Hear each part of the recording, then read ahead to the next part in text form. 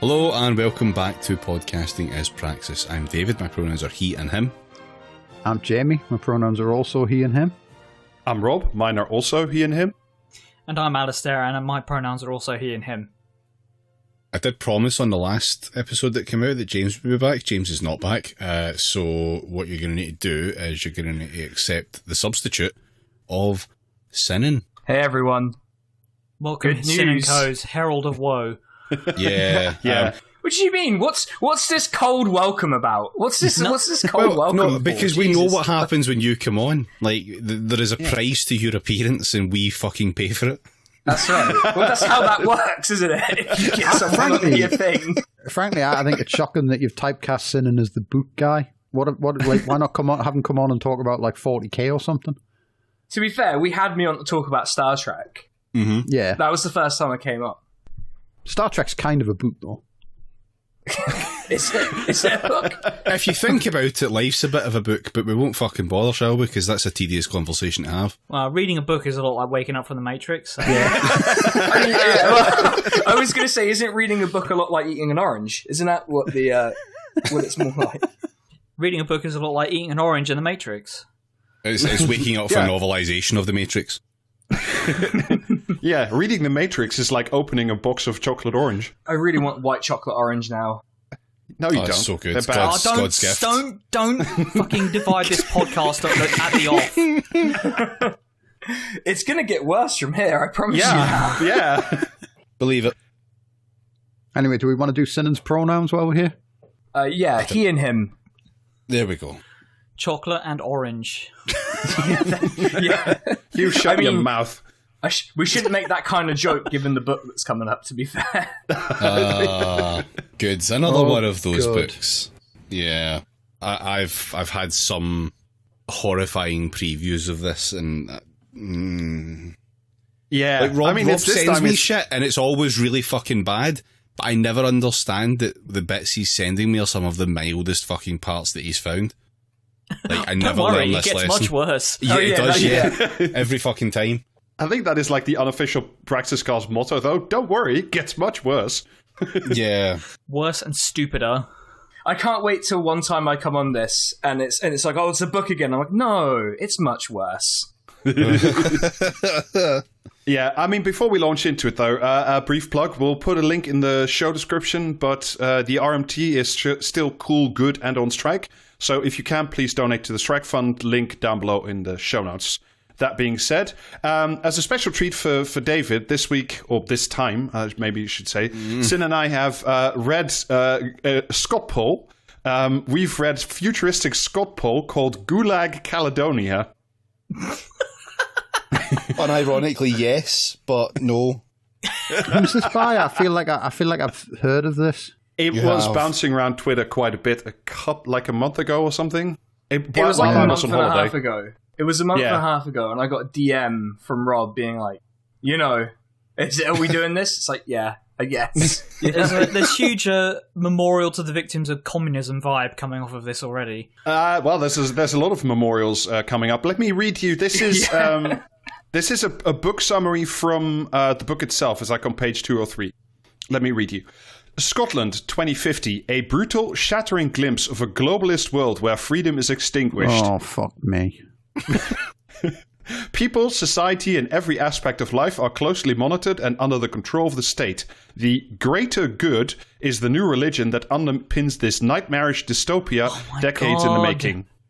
I've read 1984 and I thought, you know what? This could go beyond DeviantArt. So I'm gonna publish my own fucking version of it. Are these new microphones we got sensitive enough to pick up like me doing the jerk off motion? Gulag Caledonia is the story of one man taken to the brink of self-destruction who discovers the eternal flame of humanity, which can never be extinguished. Distinguished, sorry. Oh. It should say extinguished, but it says distinguished. Excellent. Humanity typo. can never be distinguished from its ancestors. Yeah, humanity is not a place of honor, of course. So nothing of value is here. What I'm getting from this is that they just used like fucking Microsoft Word spell check rather than hire a fucking proofreader. Yeah, always a Pretty good much. sign. Yeah, and this book drove me insane. It's super bad. A lot of I gave up writing notes because most of my notes were like, you have described current society, but like you have decided to project it onto communism, a thing that does not exist in Scottish politics. Sorry, unfortunately. Yeah, and I mean, Alistair, like, you weren't far wrong. It is essentially 1984, but what if George Orwell also had a severe head injury, as well as a hatred of psychology, genders, and cultural Marxism, and half remembered some very bad philosophy? What if George Orwell classics. was George Galloway? You're not very far off. It's like more or less what we're dealing with. Just if you want to picture who's this by? A guy called Bruce Scott. And if by you the want way, to what a powerfully off, Scottish name! Bruce Powerfully Scottish name, Bruce Scott. he could also Please, be Mr. Scott Scotland Bruce, to was be my honest. father. I think I found Bruce Scott's Twitter page. Excellent, I have not. Is that how this came up originally? Because I'm sure I remember everyone like rinsing some guy for having written this. Yeah, It's very it was possible. basically, yeah, that's exactly what it was. Someone found the book and everyone was like, this looks insane. It's still pinned to his profile. I'd unpin it if I were him. This is just great. It's not even very good.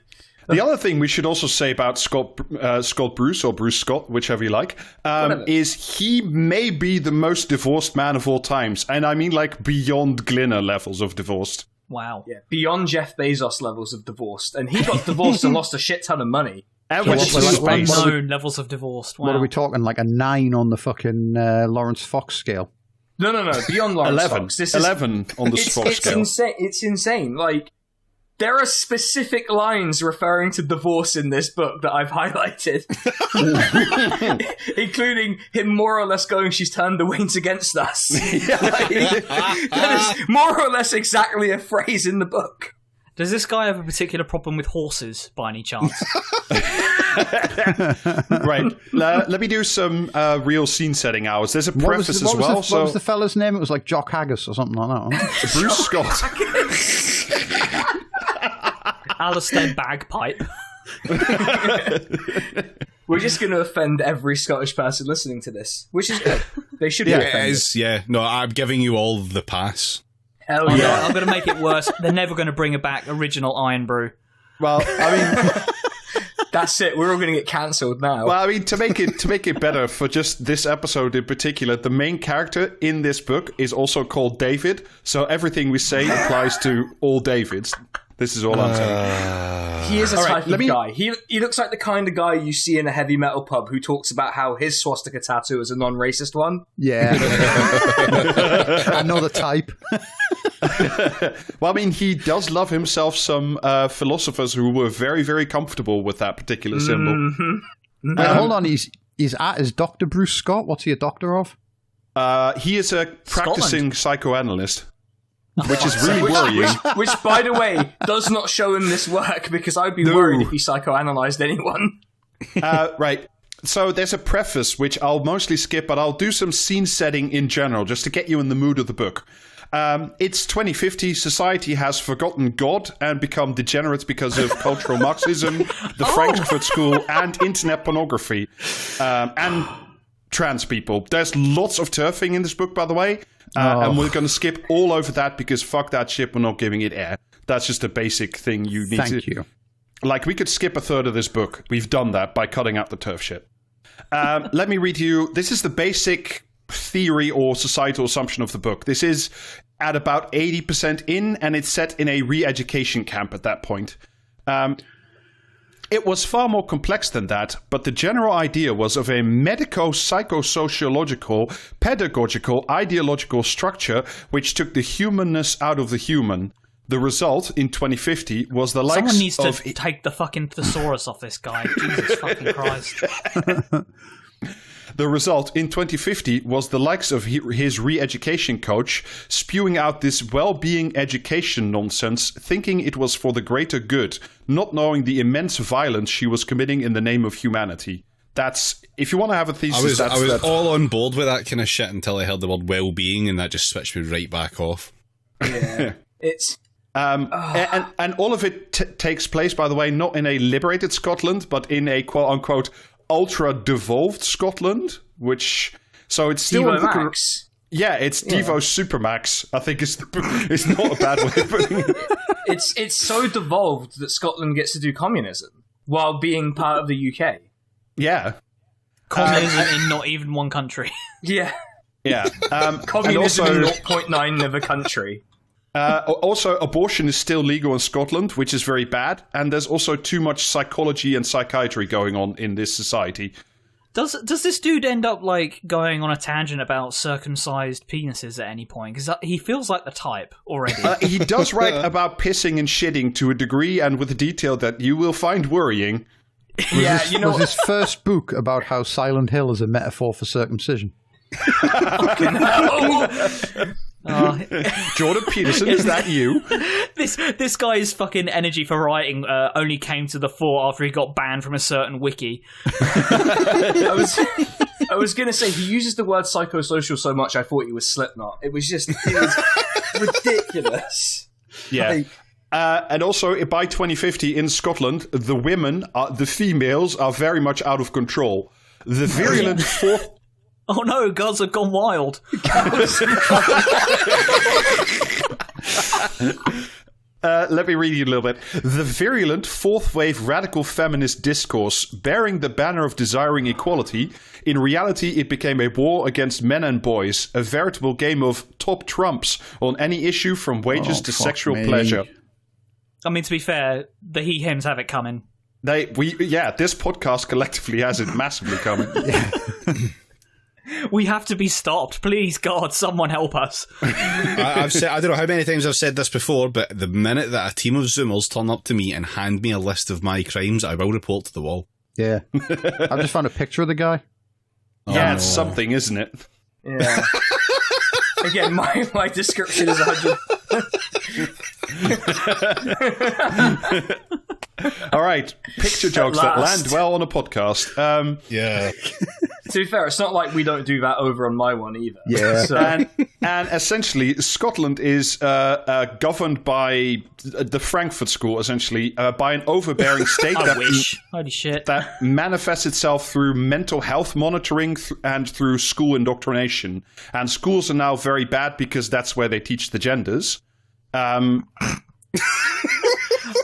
Fucking Christ. And also, just so you know, he's an anti-mask, anti-vax guy as well, because the thesis here is that due to COVID, let me quote again, the world was essentially shut down and a kind of global communist totalitarian techno state was introduced. It actually sounds kind of based. Oni. Yeah, that sounds really based, actually. I'm in favour of that. Yeah. There's lots of parts in this book that... Sorry, let's go. I was just going to say, could you imagine if what had happened during lockdown is we'd all been locked indoors for like better part of 2 years, and then we all stepped outside and all of a sudden we lived in a communist state? Like, I would welcome that, but I would also be somewhat surprised as to how we arrived at that conclusion. If fucking only. All of us crawling out of our holes like bears after like hibernation, blinking into the communist sunshine. That'd be so fucking amazing. See what it is anyway. though. If you dressed up like a Soviet fucking soldier and went around and killed this guy with a rifle, it'd be the best day of his life. He'd be absolutely fucking made up as he lay there dying. Right. Someone You know get what I mean? me the Make-A-Wish Foundation. The Make-A-List Foundation. The thing is, this guy.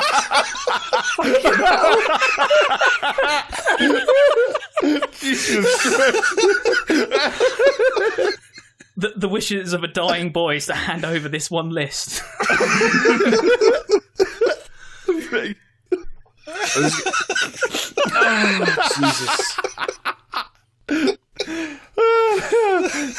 All right, that's incredible. I need a moment. Change my Twitter handle with that.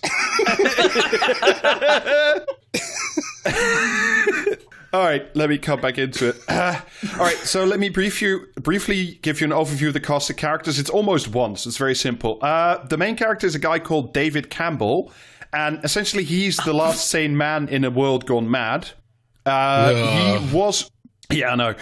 He was previously of Occupy Wall Street and various anarchistic organizations. But he cannot... essentially, totally ineffectual then. Okay.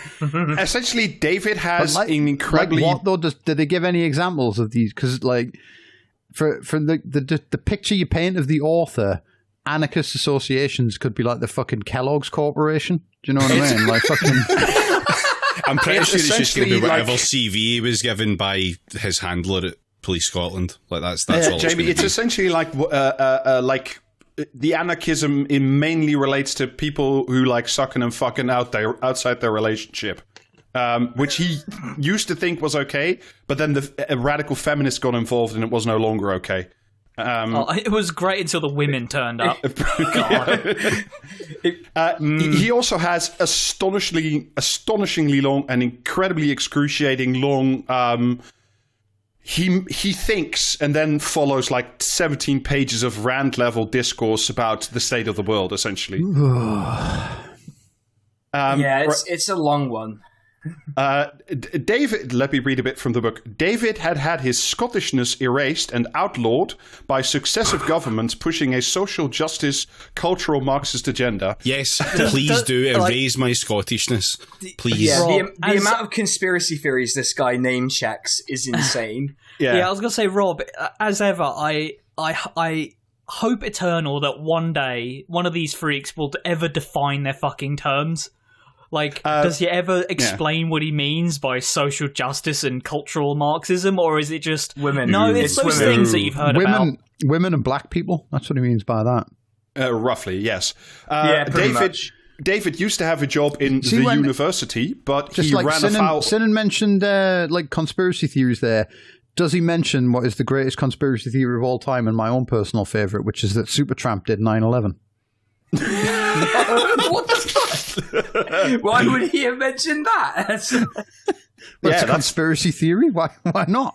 I thought that was just accepted base truth. Yeah, we're just throwing things at the wall and seeing what sticks at this point with this book. Anyway, David used to be employed at a university, but he ran afoul of the state when he discovered, quote, a virulent, toxic, feminist, totalitarian hierarchy that is plotting to shut up men and white men in particular. Wait, is this another one of those anarchists that we've heard so much about? He used to be anarchistic until he discovered the feminist totalitarian hierarchy of psychiatrists who want to introduce children to the genders. I was getting more at the fact that he's described possibly describing anarchists as being hierarchical, which I found amusing. Right. David was a white cis male, which indicated that, one, he was an oppressor of liberty of civilization due to the color of his skin, that he was male, and worst of all, he was a white heterosexual male who identified as a biological male. So that's why he gets thrown out of the university. To be fair, right, that is the worst kind of person statistically. What, David? As that specifically and exactly, yes, agree. And eventually he loses his job for essentially being a big old transphobe and a men's rights guy. And apart from that, going all men's rights also causes him to lose his wife due to the Twitter mobs getting involved. Yeah. He does an anonymous accounts bit. It's insane. He blames the anonymous accounts for his wife leaving him. It's great. Whoever is tweeting outside my house, stop. I'll never stop. Yeah. How's the weather in St. Petersburg, comrade? Divorce court. Now imagining an account called like mandatory divorce atting every bald centrist. Like that fucking that account that would tweet the clown emoji at Paul Mason every time he tweeted. The one that I named my character in my first YouTube video after. Yeah.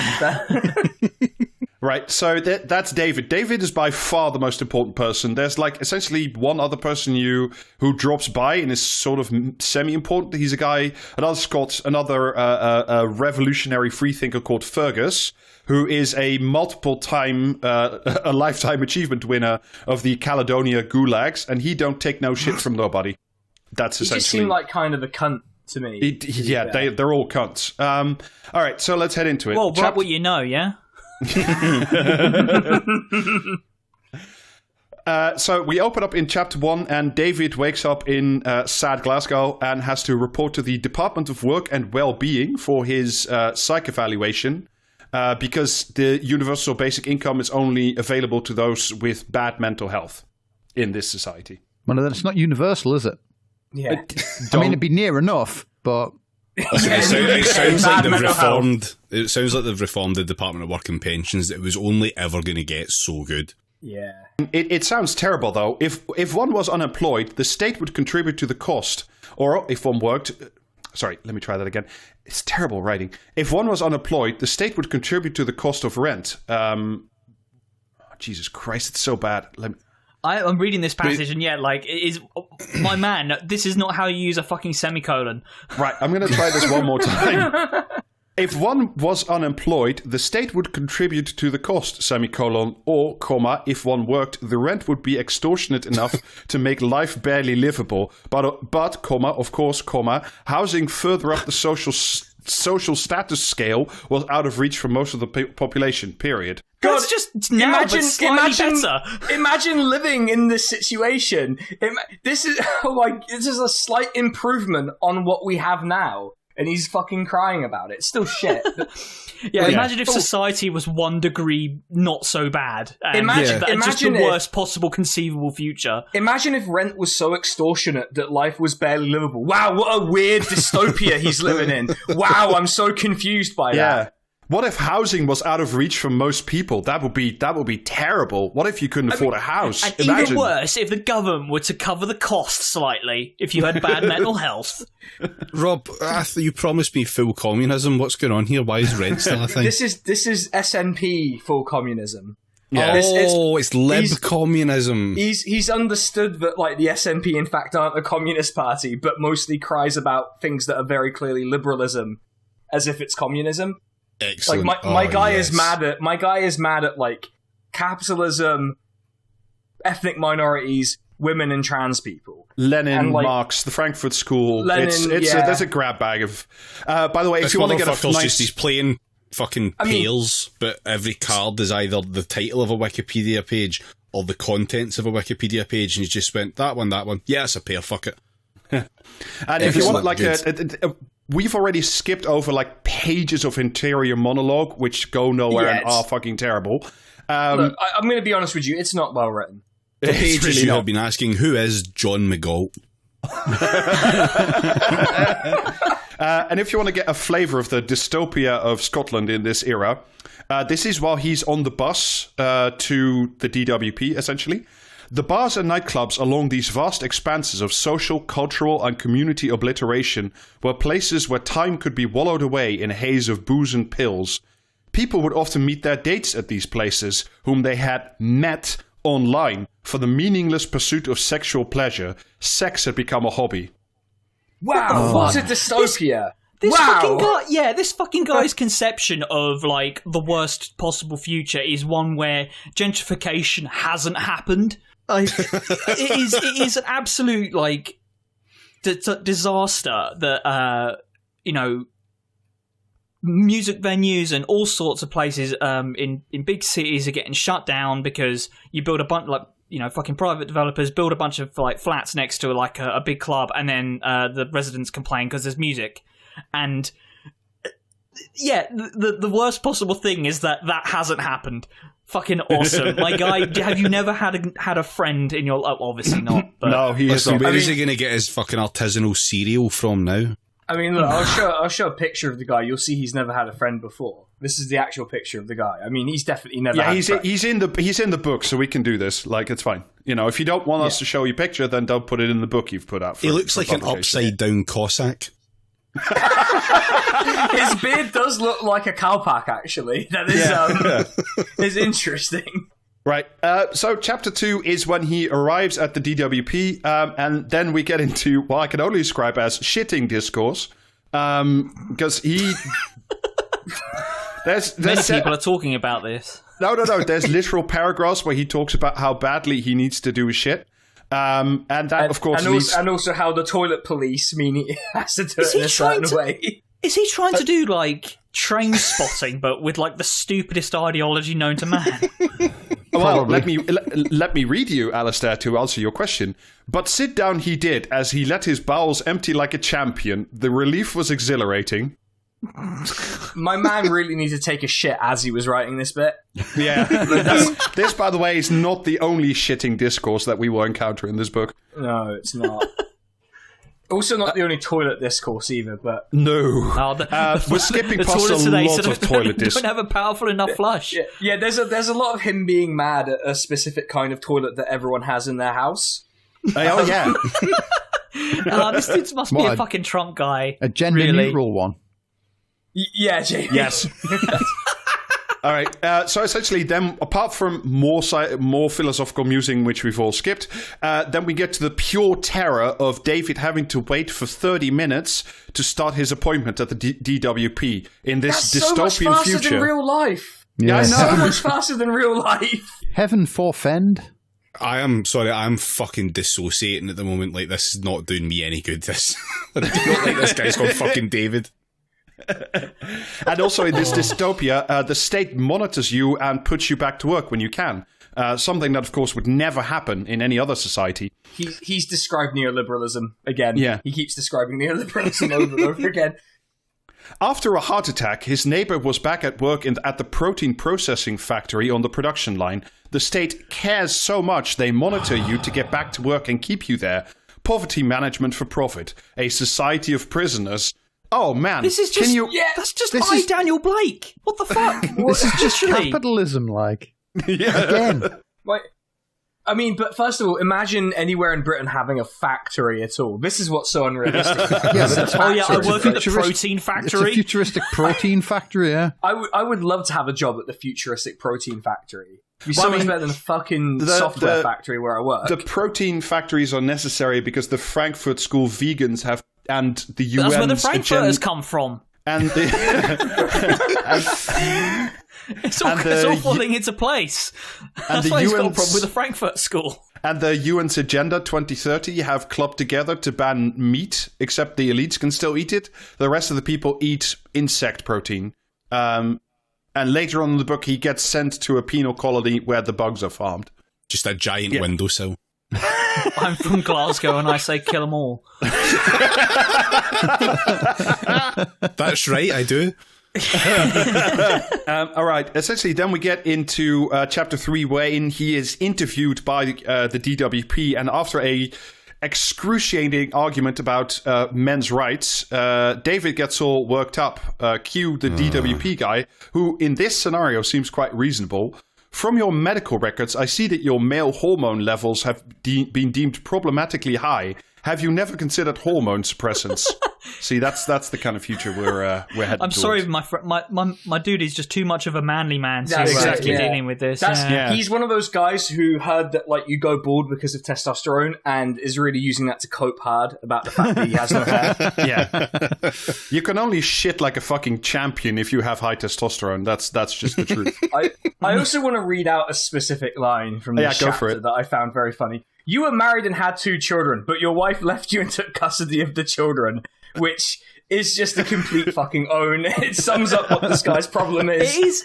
It really like. Is this present in the rest of the book where it's just like this guy is just writing a story based about what's happened to him on the given day that he's written a chapter? Because that's just overwhelmingly the vibe I'm getting. He keeps litigating the fictional divorce and keeps trying to explain it as the character, and it's like. I feel like his wife divorced him. Like, that's the feeling I get from this. Essentially, David is deemed to be emotionally unwell, which given like the pages Sin and I read, I'm like, yeah, he is. He needs some care. And 2 I goons feel emotionally unwell after reading this, just to be clear.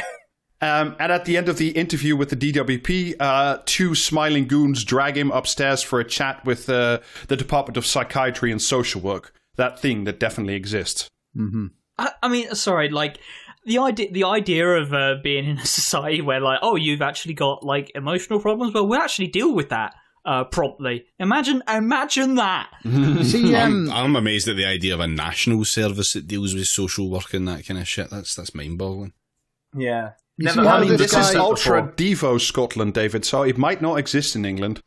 Yeah, I was gonna say, this guy's like accidentally tripped dick first into what could only, like, the closest thing to like a socialist policy that has been conceived so far. but you see how you said the guy was like a psychoanalyst or something? Yeah, he is. Why is he so rage about fucking psychiatry and everything?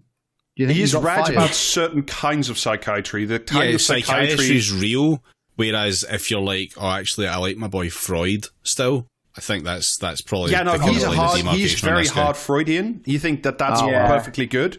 What he's very Which, much by the against... way, is very ironic given the content of the book. Can I just say? Does my man love cocaine? Yeah, is this problem caused by penis? Well, let me see if I can answer your question with some text, Jamie. The whole modus operandi of the Department of Work and Well-being, nay the entire state, was to problematize being. To borrow a phrase from Aneurin Bevan, a 20th century socialist politician, it was to problematize being or human life from cradle to grave. The aim of this...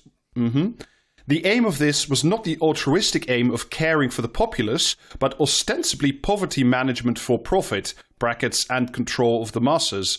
Hyper-monitoring of people's activity. My guy, I promise you do not need to problematize being. It's enough of a fucking problem as it is. Yeah. The manufacturing of victimhood through this rise of therapeutic culture and encouraging governance of the self. So essentially, in Devo Max Scotland, we've all started talking about ourselves and our genders too much, and that's what's caused the country to collapse. Because he's very much of the school of like, whatever doesn't kill you makes you stronger, and you need adversity to become a better person. So that's he's what you're terrified of self-crit and like being self-aware because he doesn't want to know what that would actually be like. Yeah. I mean, look at bears the out, author. like, I invite you to look at the author again. Yeah. I will not take you up on the invite. Then there follows a fucking spectacular section, which is not at all like, you know, the author speaking about his own experiences. He gets presented, like he's in a psychologist's office, and he gets presented by some of the things that he's done since the divorce, and being a big old skis, essentially. But he's being, of course, monitored through the panopticon. The things they have found out are the following. It's the panopticon's fault. If it wasn't for the panopticon, I wouldn't have been shitting in my ex-wife's hedge at 3 a.m. Yeah, exactly. So the charges as laid out are the following. Being what I can only call being a big skis in local bars. Too much posting. Attending He was just complaining about the fucking bars. What the fuck? Yeah, but he was complaining because he never got laid in the bars. That's what the problem was. That's the problem. People go to these bars to fuck, but nobody's fucking him. Yeah, exactly. Which is hardly surprising because he looks like the egg David Cronenberg's children painted for Easter.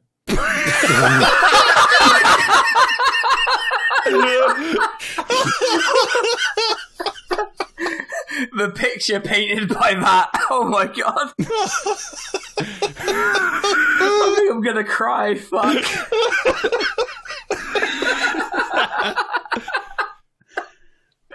What the fuck? The third charge is that he keeps attending meetings which distribute sexism, misogyny, racism, and homophobia. So, like, that sounds fine. Don't attend those meetings. Yeah, I would simply not. He's organising those fucking meetings. He's also charged with not engaging in gender-neutral play between the ages of 3 and 5, and not participating in group sessions at school to talk about his well-being, home life, and gender ideas. And we get into a whole thing with his dad later, because his dad was also an unreconstructed male turf piece of shit. And forbade him This guy wishes he had like the philosophical competence to be a stoic, doesn't he? Yeah. I mean, it's also, I think, very telling that, like, one of the primary things that he thinks is bad is when children talk about their home life at school. And I'm like, there's a reason they took the kids away, isn't it? Isn't there? Oh, Yeah. I know what that is. That's this fucking named person thing. That's what he's having a stab at there. The whole name, like every child should have a named person outside the family that can, basically it's a fucking point of contact. It's not like, it's nothing even close to as serious as these cunts make out, but they fully believe that it's basically the Gestapo, but for slapping your Wayne. I mean, if only. Yeah. The follows like another multi-page, like Ayn Rand length speech against we live in a society, man is corrupted now, in which he extensively quotes mad fascist fuck Solzhenitsyn and the Gulag Archipelago, if you're wondering where the title of this book comes from. I did feel like they fucking rang a bell, this title.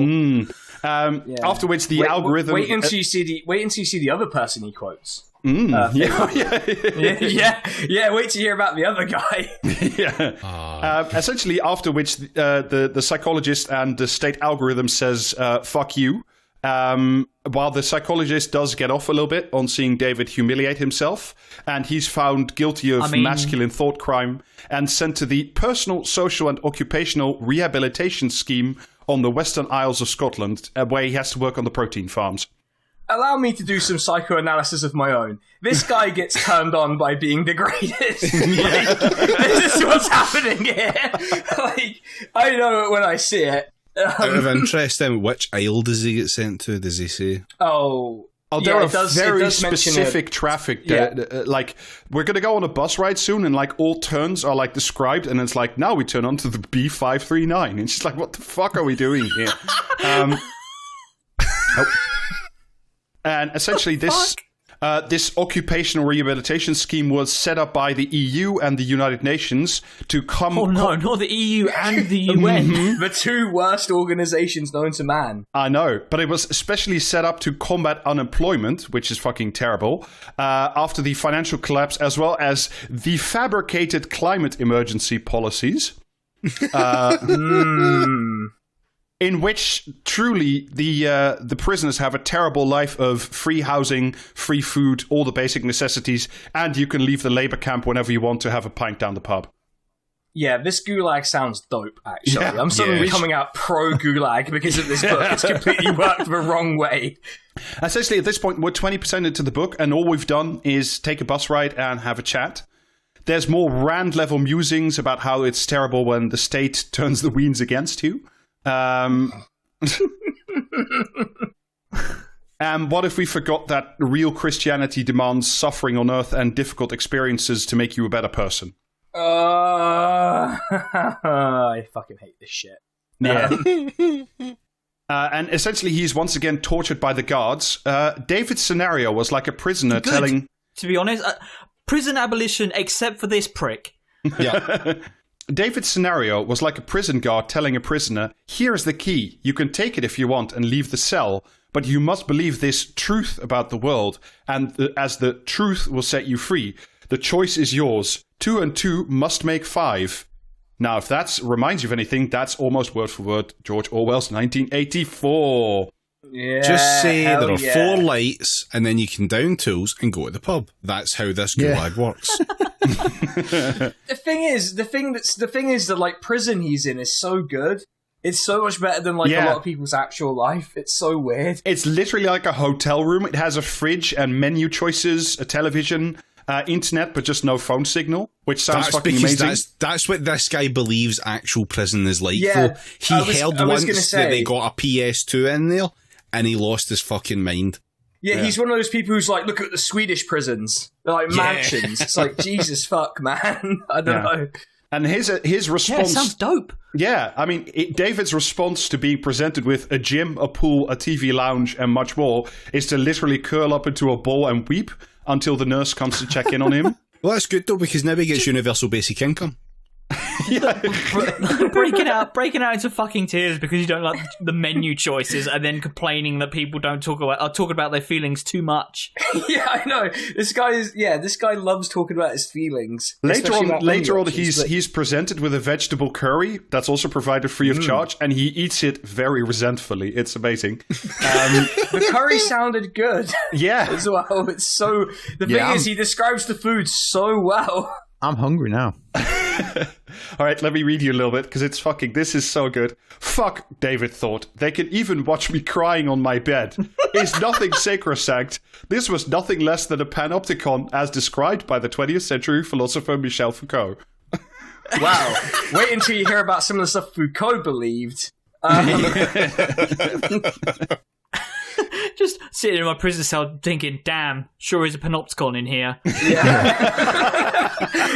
This guy is desperately trying to flex by naming as many philosophers as he can, and manages to name every problematic philosopher or author I've ever heard of. And if you're wondering why David is such a, not well person with, a massive divorce behind him, we get into essentially a long reverie about the father. This is by far the biggest chapter of the book, and I've skipped huge chunks out of this. Yeah, I fucking hated this chapter. The only bit I highlighted here was the reference to a certain German philosopher. His dad's a very normal guy. Mother told me... Sorry, let me try that again. Mother told me that if anybody ever came near me with malice, my father would have fought to the death to protect me. He would have volunteered himself for death to save my brother and I. I always marveled at such preparedness for death. See, it's real normal dad hours in here. My dad kicked your Clinton. See, when he mentions his mother, is that his real mother, or is that some kind of giant seabird that sat on his head and tried to hatch it? I think it was Wire Mother, actually. That would make a lot of sense. Eventually, his dad dies at the hands of the state when he's forcibly injected with a COVID vaccine, after which he develops heart problems and dies. Pretty much. Shit directly out of my fucking ring piece. His dad's also a big Bible guy, but also, let me quote again, because this is fucking incredible. His dad also studied psychology, Buddhism, brackets Zen, Tibetan, Sufism, shamanism, Marxism/communism/socialism, anarchism, continental philosophy, postmodernism. He had even been a member of political parties and secret underground socialist activist organizations. Is this guy fucking emulating Ian Dunt? Buddhism brackets Marxist Leninist. Yeah. But Buddhism brackets Zen Tibetan sent me because, those are the two genders of Buddhism right there. No other Buddhism, famously. Inside your Buddhism are two wolves. My father, not a stand-in for the author naturally, was, amongst other things, also a trained psychoanalyst. Another profession that had been obliterated by totalitarian state technological advancements. Damn, his job got automated and now he's mad. It's been automated by one of those fucking BuzzFeed quizzes. Top 30 Rorschach tests, take them now. My father and mother used to sit at... This is, by the way, this is how you also know that the Weens have definitely been turned against him for no reason whatsoever. My father and mother used to sit at our kitchen table in our little country cottage where we lived, that's great writing, and debate the issues of the day, especially when it came to parenting. I remember my father discussing the underhand ethical dummy pass, brackets, the no-hitting children's law, and the state's next logical steps of issuing parenting and the rights of parenting. So, through the underhand means of you can't hit your children, the state takes control of all children in the early aughts. Just don't hit your because kids. You see, the only way to defeat a child is to fight them. Yeah. To defeat them in hand-to-hand combat. Exactly. Otherwise they will surpass you and become your master. Yeah, the only reason that we have Wes Streeting is because he won that trial by combat as a child. That's true, yeah. Then he went on to defeat the clown himself, which was really impressive. Yeah. If you decapitate your child, you get their powers in an event known as the Quickening. And then it's also a huge, long section, very repetitive, about how the traditional family and Christianity have been dissolved, which leads to very bad things, blah, blah, blah, blah. And then the dad also goes off to a Russian monastery to hear some really normal talk about gender. But again, we're not doing turf shit, so fuck that noise. And as I said, normal dad refuses to get the kids vaccines, which leads to the vaccine cops coming to the house and tasering normal dad and then faxing him without consent. Right, so wait, he took a fucking taser and then he got COVID vaccine and then his heart gave out and they went, must have been the vaccine, not the fucking thousands of volts fucking coursing through.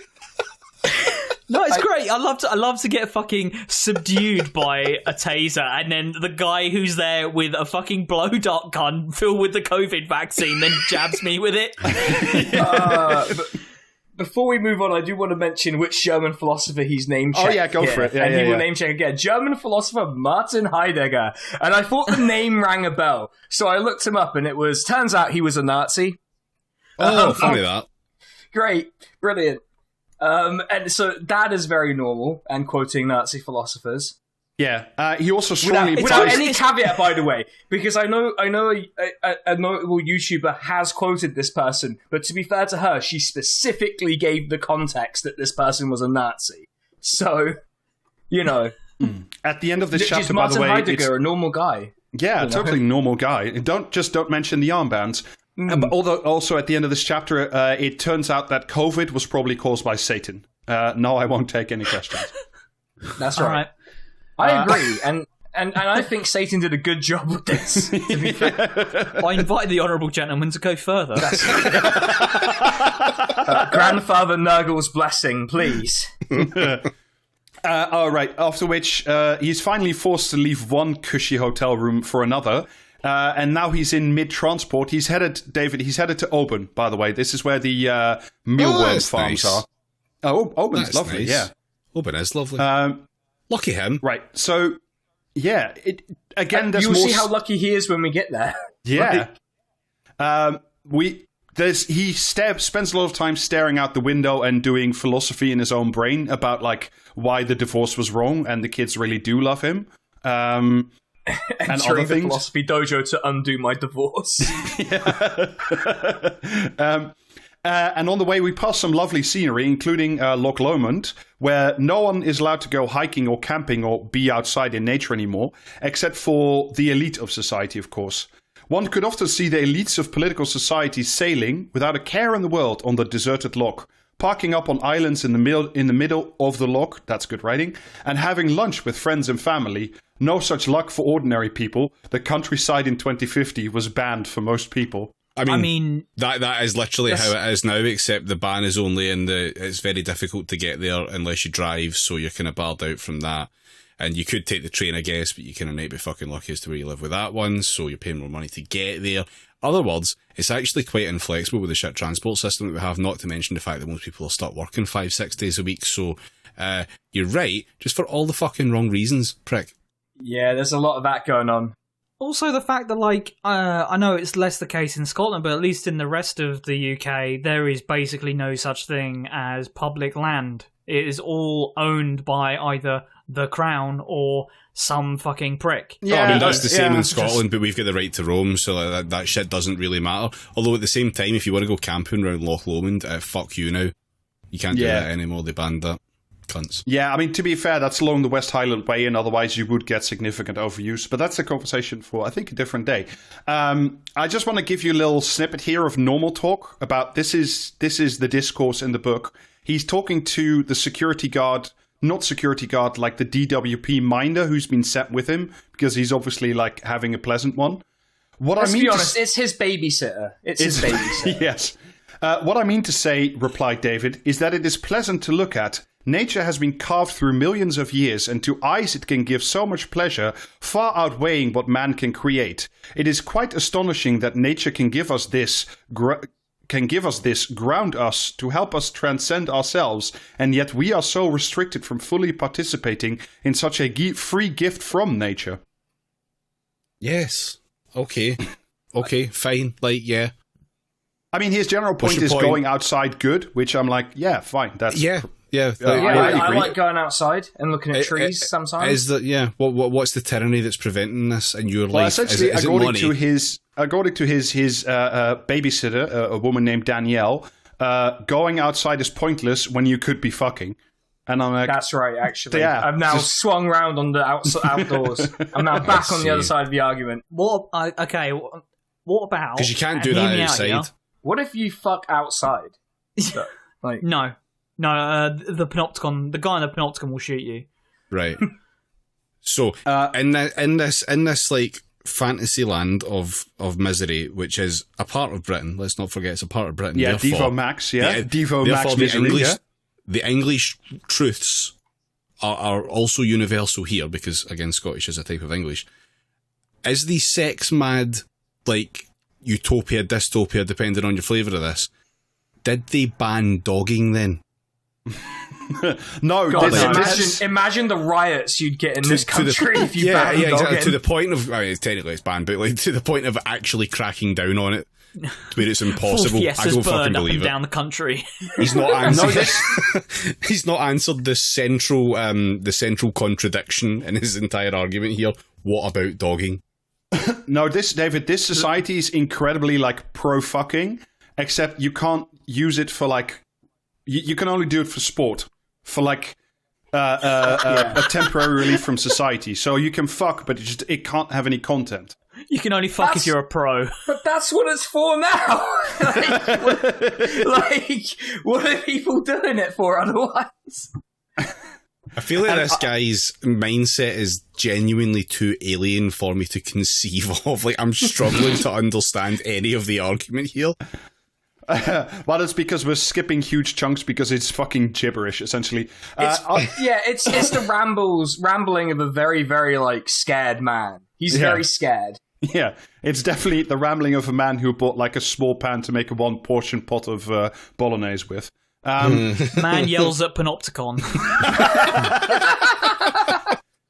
I think that's the title. There now follows a multi-page rant about risk, which is essentially about how society is no longer allowed to take any more risks, which you can basically read in Spike any day of the week. Coincidentally, the board game Risk is banned. Yeah. That bit was very Brendan O'Neill. Yeah, after which, by the way, it's incredible scenes because his, like, babysitter, minder, carer says, "Lol, I can see why you lost your kids at the job." Yeah. This is so fucking powerful. She fucking got him. Like, I won't lie. Yeah, after which we get into also a meditation about campus PC culture. Let me read you again a bit because I do think it's critical that you get a flavor of this good writing. See if I can do this. The infantilization brackets or, one could say, totalitarian control end bracket of students showed themselves most clearly in the transformation of campus security, I swear to God, this guy starts every sentence like it could just be, "Pray tell, methinks." From staff/older students acting as wardens, to university hiring security guards/private security firms to police the campus. Indeed, these new style guards did become a kind of fascist army on campuses. Their presences infantilized the students. Any minor emotional trouble, an argument with a boyfriend-girlfriend, or homesickness could be resulted in security being called in. So the poor student could have an impromptu counseling session with a burly security guard kitted out in military-grade clothing and a stab vest. Huzzah, the bland shirts. Military-grade clothing. Tactical psychology, that's what we need now. Isn't this just any time the cops come to a suicidal person? Yeah, pretty much. It's essentially like... Cool. What if we had, like, tactical style psychiatrists, like, dropping in from the windows every time you felt sad? Honestly, again, if they were actually trained incredible. fucking psychologists, that would be an improvement on the base society in which we live. Yeah, maybe that's what I'm we a should dual cut the psychologist army. abseiler. Yeah, we should cut the army in favor of these guys. I think. Yeah. A psychologist who's in the SAS. What if we created a 7th version of the Ajax, but it's like the psychology mobile? The Ajax actually just gives you a traumatic brain injury, which resolves all of your issues. Yeah.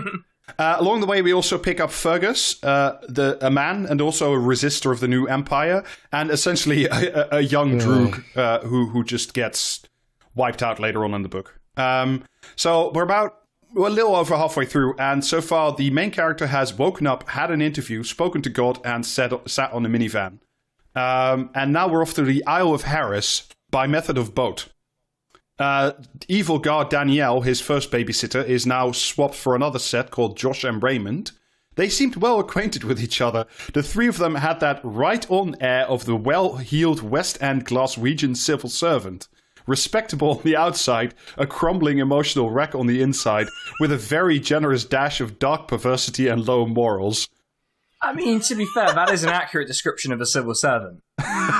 He's not exactly entirely wrong about that. And there's thought police as well. As Fergus warns David, watch what you say in the penal colony. They will take meticulous notes, as will the instructors and foremen on the islands. Everything can be used against you, including your biometric data from the chip in your armpit.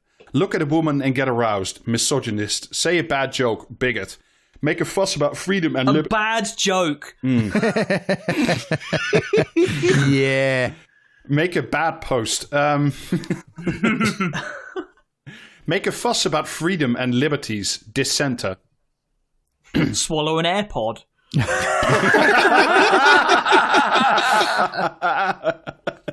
Then we get once again on like the world's most comfortable prison ship, where they each get their own cell, where there's once again like a separate ensuite bathroom, there's a shower, there's a menu, there's a TV lounge that they can access, but only for an hour and a half out of 5, and they get like a key card that just lets them walk around the ship.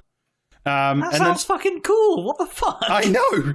That's like better than most fucking, if you take a P&O ferry now, you are not getting any of that shit. Oh yeah, the worst part of being in the Gulag was the cruise.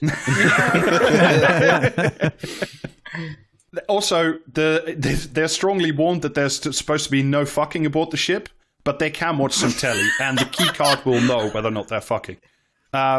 Then there's a dream. My boat with no fucking sign is raising a lot of questions already answered by the sign.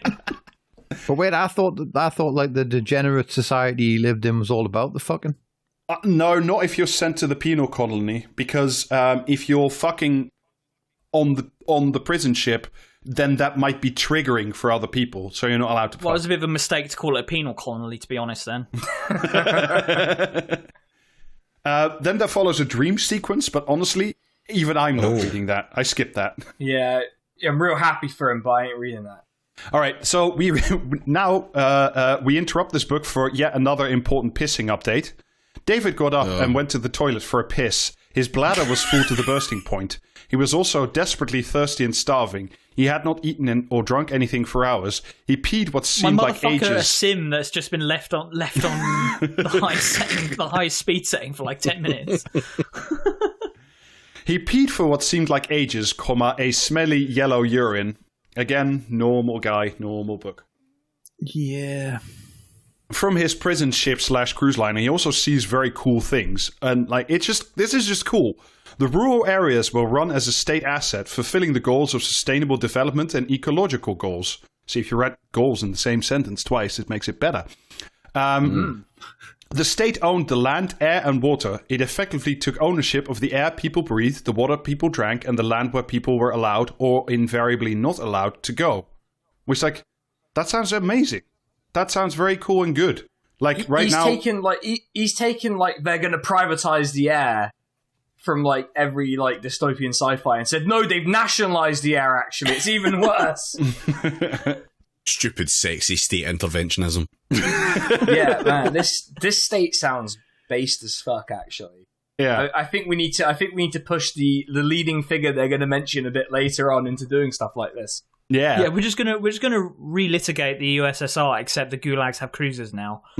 Yeah. What if the USSR but luxurious and in Scotland, which might be worse because it's in Scotland, but yeah. And then we get into another incredible, what if that sequence? Essentially, democracy had been gradually stripped away. Yes, sure, people voted, but deals were done where the desire of the masses was obliterated. Whole countries were sewn up like kippers by politicians and leaders who did not represent the people who voted for them. Yeah, what if that? Wow. Imagine if that happened. Yeah. What if, everyone? We can only imagine, of course, thanks to books like this. Truly, I know fear now. The stark reality that people were being initiated and broken in for a life of cultish totalitarianism was clearly shown by the dictate of the psychotic leader of Scotland in 2020, Nicola Sturgeon. Communist Nicola Sturgeon. Fuck off. What if Nicola Sturgeon had good politics? Yeah, and was incredibly based instead. And essentially, Nicola Sturgeon managed to create this new society by creating a cult around mask wearing, and mask wearing creates blind obedience. And then we get into, he must have been the only anti-Sturgeon guy to be fucking raging that time that she was caught without a mask on. Yeah. So we get off the boat, and now we are in chapter 11, last leg, welcome to Gulag Caledonia, where sadly enough, our young Droog hasn't made it. He's been shipped off already, and he's been shipped out of the plot, essentially. And David is also starting to lose hope in the human condition. May I say, me too. This motherfucker's not seen a mirror up until now, so... David closed his eyes and wished for death. He longed for the end. Yes. He wanted to be extinguished from existence once and for all. Yes. He didn't care. He didn't care anymore. Yes. There was no point. Yes. Oh, how he tried. How he had tried. No. Even if he tried to David, resurrect it's a fictionalization. I wouldn't worry about it. Even if he tried to resurrect his soul, it would fail. Yeah. Every time he grasped at hope, he would be dashed against the rocks. Every action was met with failure. It was as though his action, his will, his life was futile. Yes. Yeah. What if that? This is the point that you try and sell me the thing now, Rob. And then we get lots of really weirdly precise road descriptions. They drove away from the harbour, then up through the village of Leverburg itself. From there, they turned left at the junction, heading towards Tarbert on the A589. Imagine driving around like rural Scotland, and you stop off at a village and say, "Oh, I'm trying to get to the cruise," and someone just hands you a book and says, "Turn to page 245 and follow it from there." It's also now it's time for Windmill Gulag. On the right, dominating the seascape, was an ugly metallic forest of wind turbines. Beautiful. God, these people are so mad about fucking wind turbines. This is literally covering every conservative bugbear imaginable. Wind turbines, as a general rule, aren't metallic, though, are they? They paint those things. They should still be metallic. Mm. Maybe that's the problem. Maybe they're not painting them a cool enough colour. Maybe that's why these people are so mad about it. Can't wait for the Sonic the Hedgehog wind turbine coming soon. After which we get to this is the Caledonia Gulag. This is the actual prison camp in which he has just arrived. Now, see if you can work out if this is a prison camp. I didn't realise it was a real. I thought the Gulag was metaphorical. No, it's an actual one. It's both. This is where they make. I also don't think he knows what a Gulag is. To be fair, no. Like, I mean, this is his version of a prison camp, a gulag. Like Solzhenitsyn. Very simply, a gulag is a bad thing, like a prison, but worse. It's a prison where you go to live, conception. Like a prison. Yeah. Right. See how terrible this is, and see how badly you don't want to live in this future. The man behind the counter sprang to life. "Okay, guys, here are your welcome packs," he said. "Each bag contains a set of pajamas and toiletries, soap, toothbrush, shampoo, conditioner, dental floss. You also have an electronic key card which will allow you to enter and exit your rooms and communal areas. You can't get in or out of your rooms without them. Don't lose them. There's a lanyard attachment if you want to put them around your neck for safekeeping. Here is also an information pack about the center. It tells you everything you need to know, where everything is, such as the canteen, games room, gym, education rooms, library, etc." So This Gulag motherfucker has described like Scandinavian prisons with a fucking like torch under his neck. I've paid. I've paid money to go on trips that were worse sounding than this. Yeah. Oh, absolutely. Look, Yeah. I've paid money to camp in a fucking tent on the off chance that I could wake up in time to listen to certain heavy metal acts. Like, this shit is fucking easy. Yeah, it's I essentially just like the warning not to lose his key card. Like, you could just you could let yourself out of the prison and then lose the key card. And just be like, well, guess I can't come back. Do you know what I mean? It was a mistake to run a prison on the honor system, I guess. You're literally allowed to leave. You can go to the pub. Yeah. Like, you could just literally walk out the front door because this gulag has weekends. I'm not kidding. You can just leave. Yeah. Prison thing, gulag. After which, Too David fancy meets prison. yet another social worker and has a very normal one.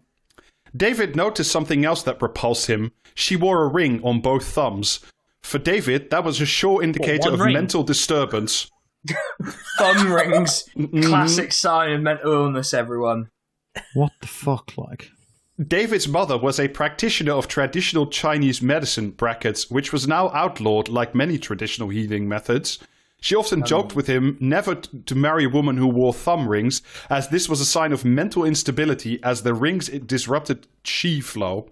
Jesus. My Yeah, then fucking you're God. unable to power up like Naruto and Dragon Ball Z. Yeah. That's right, yeah.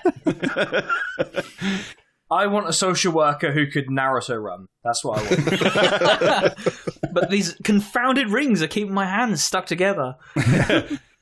Oh, it gets worse, Alistair. He felt irritated that his key worker, supposedly assigned to him for the duration of his stay in the prison camp, was so disinterested in him and still had her bloody hands in her pockets. She did not even offer him a hand with his bags. My chief problem with this gulag is that the service is terrible. It is a very Brit-brained thing to be like, God, I've been sent to prison and they haven't even offered to take my bags. There was no mint on my pillow. They're going to call the manager of the gulag and complain. And he's also warned that there are like remnants of what I can only describe as Islander Lib Dem communities that live beyond the pale. Yeah, but like Scottish Lib Dems. They're strange and Yeah. basically Winnie Norwegian. Rennie! It's a community of Willy Rennies, essentially. He's back, everyone! Fantastic. Out of retirement for one last fictional job. And basically, they survive by crab fishing for the elite of the perverted society headed by Nicola Sturgeon. Mm. Yeah, it's never made clear if she's still in charge, but I assume she's president for life or something. There's no Probably. distinction made, so I'm assuming that as well. But according to like the holiday camp guides, I can't describe it any way else. They are beyond hope. But you can't just walk out of the prison gate and just go visit for a visit down in the pub. Like you can just walk out and have a pint. with There's them. this like lovely coastal village that you can go to and have a pint. Like, sounds great. The guy doesn't even charge you for the first pint when you show up. Yeah, Amazing. It's incredible.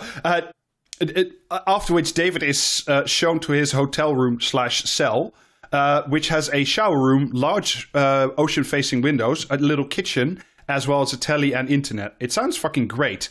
Also, there's like a menu, and healthy meals are delivered to your room. This, by the way, is where he eats the sad curry, and then like opens a little bottle of fresh squeezed orange juice and feels very sad for himself, even though there's a nice little sea breeze in the room.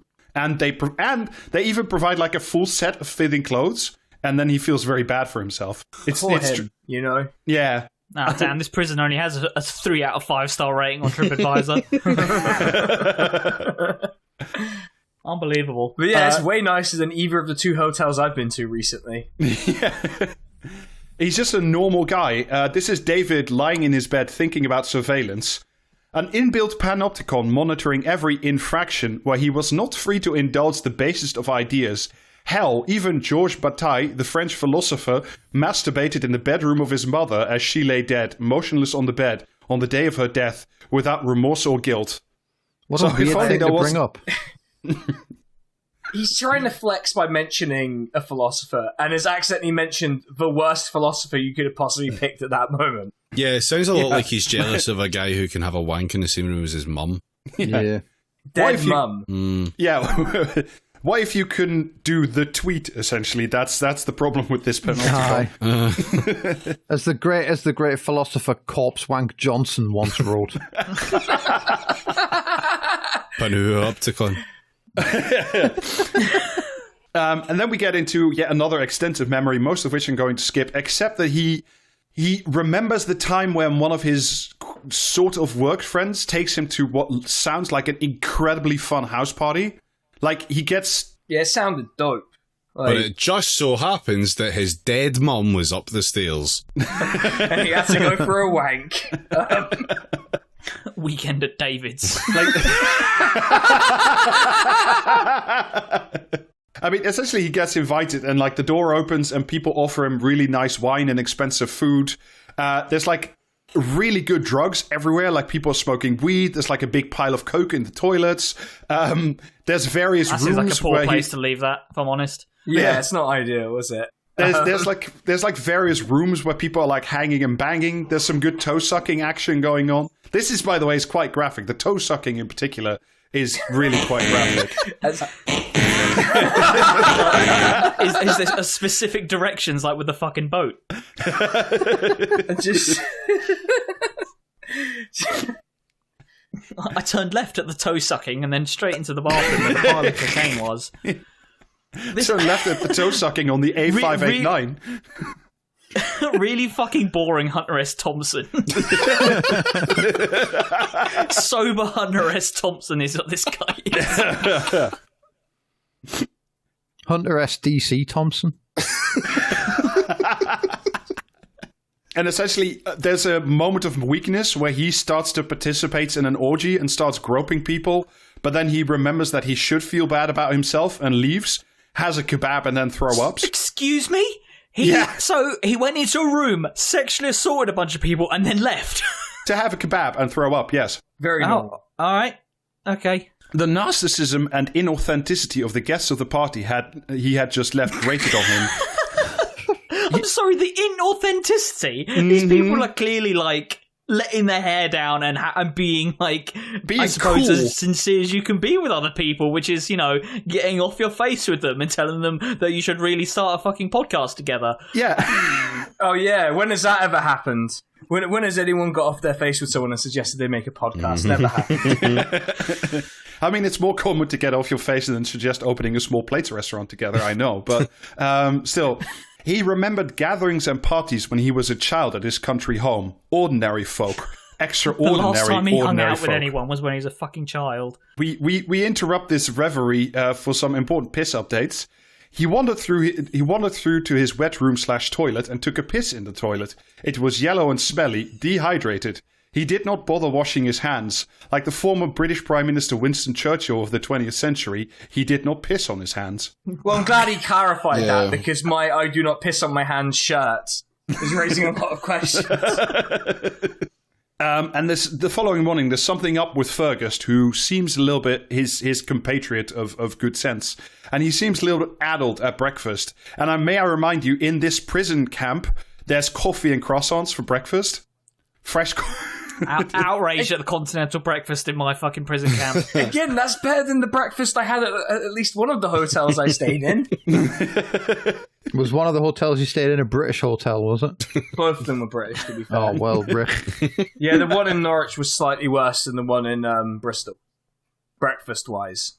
But also, I was also much more hungover in Bristol, to be fair. So We're coming up to the end now. Hurrah! It's been a riveting ride, I think, as you'll all agree. third time I've gone through this book. Yeah. 4 times too many. He's completely free to leave the Gulag camp, and he can come back anytime. He can even stay all night, get absolutely pissed, and then the prison guards will come back and tuck him into bed. He has a full-on weekend from the Gulag, and he walks into what is essentially Reminiscenceville, I don't know, what would you call it, Sinan? It's like perfect England. It's little. It is Little England, bro. Britain? It's kind of like the imagined Britain of the conservative brain. It's a lovely little pub. Don't even have to pay for your pint. I mean, it's complete fantasy bullshit. Yeah. Also, there's somebody in the pub in the corner reading Crime and Punishment while smoking a cigarette. Wow. Which is.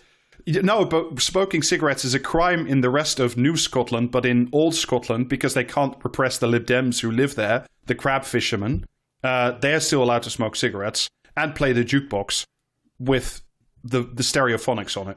That's very important. What you're telling me is that this guy's ultimate dream is to stay at a reasonably nice hotel, but bad enough that he can complain about on one of the Scottish Isles.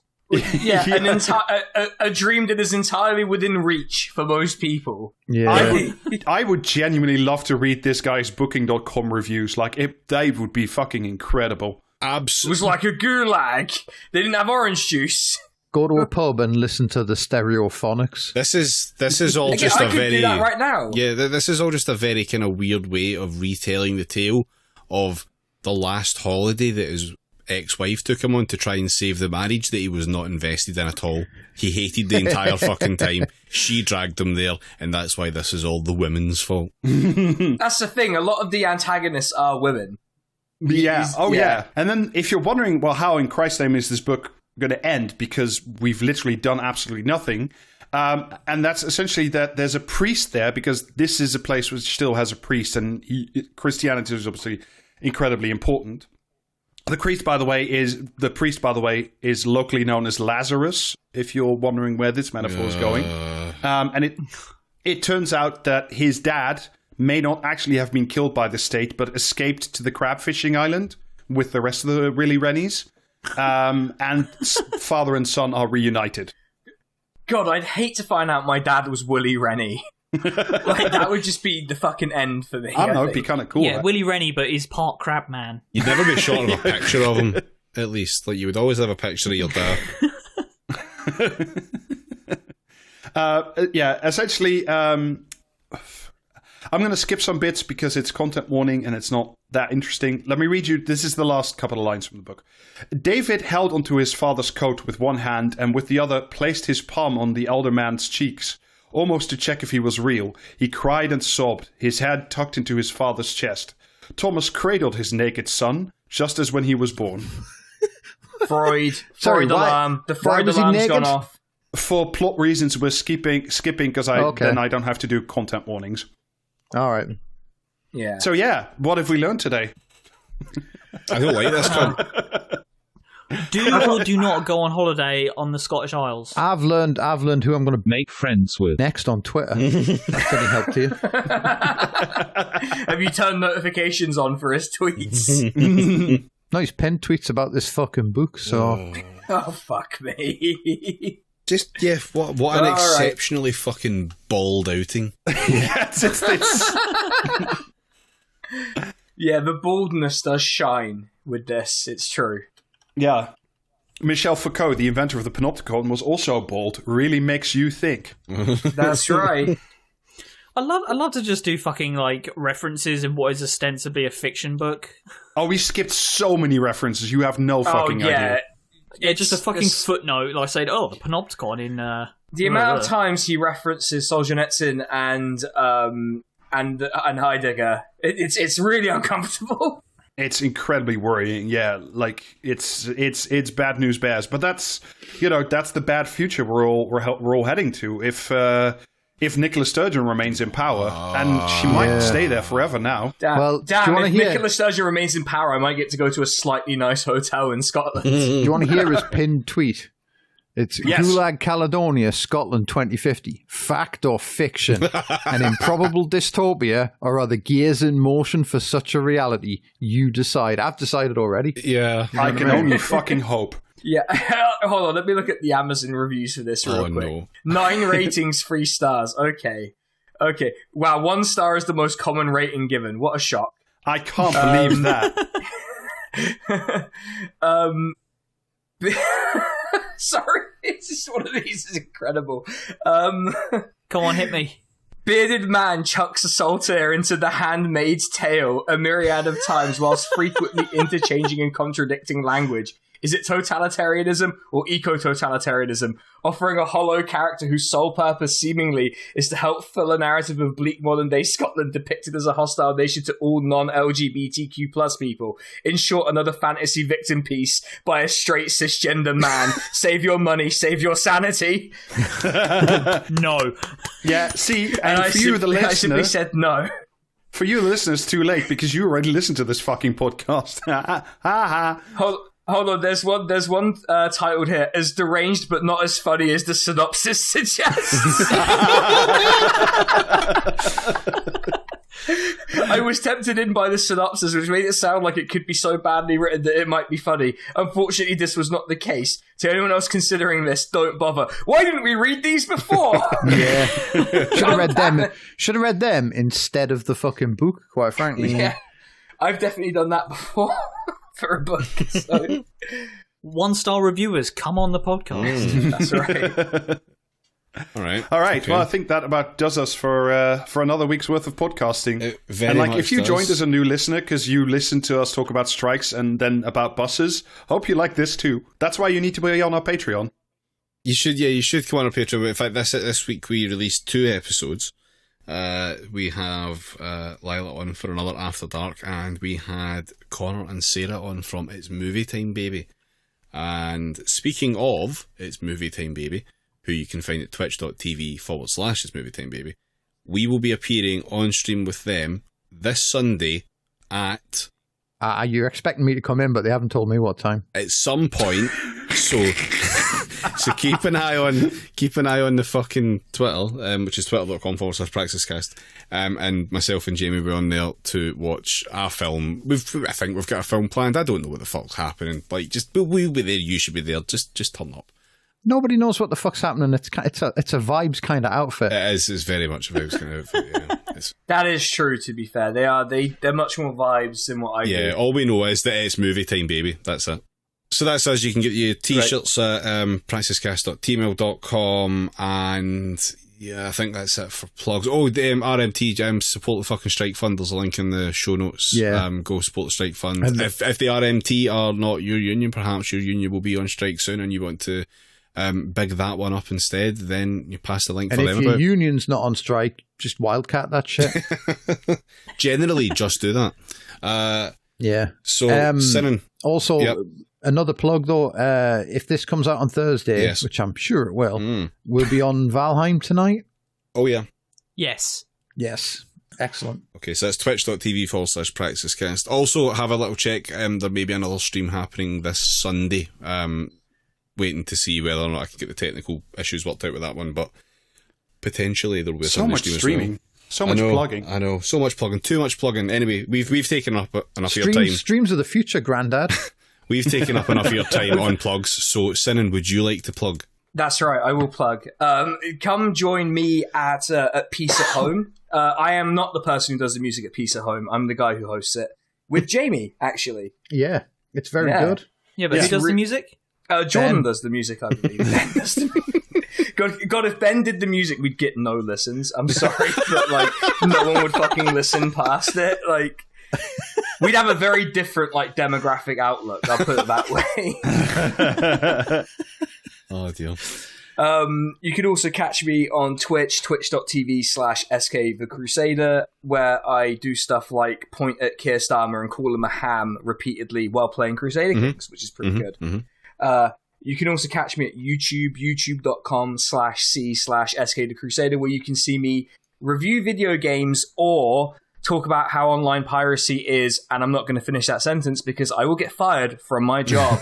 So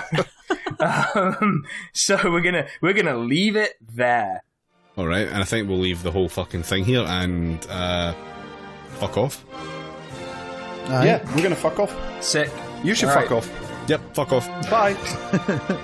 Bye. See ya.